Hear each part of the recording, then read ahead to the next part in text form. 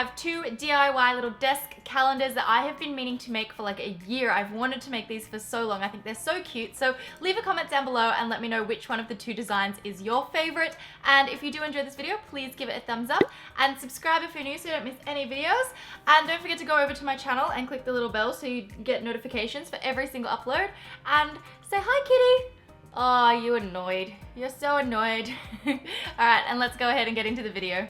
So the first thing you'll need for this DIY is a rectangular wooden box. I tried very hard to find one. I got this one from Kmart for $4. It does come with a lid, but I don't need the lid.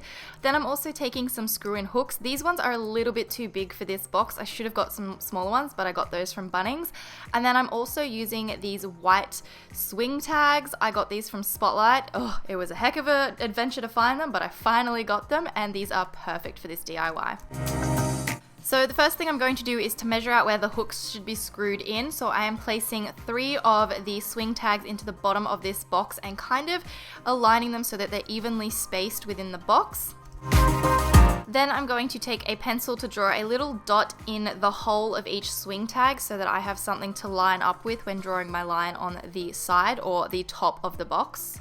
Then taking a ruler and lining it up to that dot, I'm going to run a line across the top of the box so that that is where all of the screws will be screwed into. So as you can see, there are 3 very faint pencil lines across the top of the box. This is where the screws are going to be screwed into, and I'm placing them about 1 centimeter back from the edge of the box.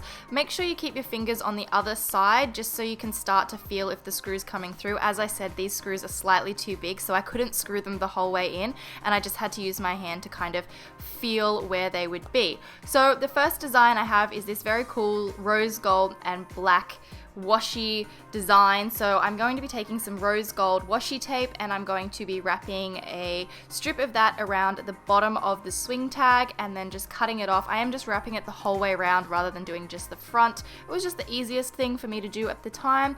And then I'm going to make sure there's no air bubbles, and then I'm going to do a second strip of washi, and I'm just guesstimating the space between the two, but they kind of look like racing stripes or something. And again, just going to wrap it around the back and cut it off, and I'm going to do this to all of them. Then it's time to do the numbers and the stickers. This sticker sheet is from Spotlight and they're just kind of a chunky font. I'm putting a 1 and a 2 and all of the numbers onto the swing tags. You will need 2 1s, 2 2s, and then 1 of every other number, and that should get you through all of the days and for the entire month. And then I'm going to use the letters, and I'm going to use all capitals here. I just decided that that would look very cool, and I'm going to just use the first 3 letters of each month, and I'm going to run them kind of, is it lengthways, down the swing tag. And then you just hook over the month and the numbers, depending on whatever day and what month it is, into the box, and I think it looks really, really cool.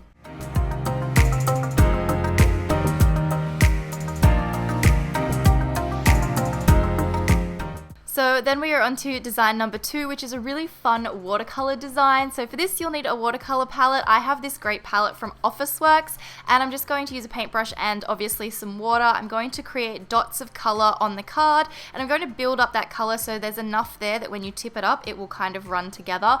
So I am using 3 colors per card, and I'm also going to really wet that paintbrush and put a lot of water on the card so that when you tip it up, it all blends together. I'm also going to blow down the card to run all the colors together. It creates a really nice pattern and kind of meshes everything together. And then once I have done that, I'm going to get a little bit of color on the brush, and then I'm going to use my finger to flick the paintbrush so we get this really cool splatter across the card. And then I'm going to do this with a whole bunch of different colors.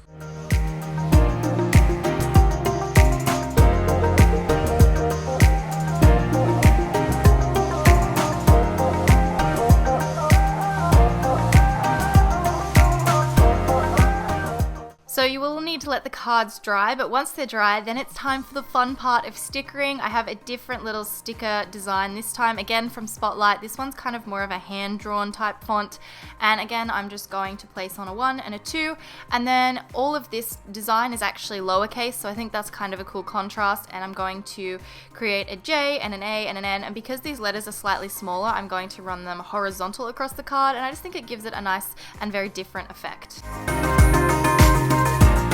Again, I'm gonna place them into the little box, and I just think it looks so cute. It's such a fun way to kind of keep track of what date it is, and it's cool because you created it yourself. So those are my 2 little DIY desk calendars. I really hope you guys have enjoyed the video. Like I said, leave a comment down below and let me know which one of the 2 designs is your favorite. And if you did enjoy the video, please give it a thumbs up. Make sure you subscribe so you don't miss any videos. At the top here, you can check out my last video. Down the bottom, I'll leave a link to another video, and I'll see you guys in my next video. Bye!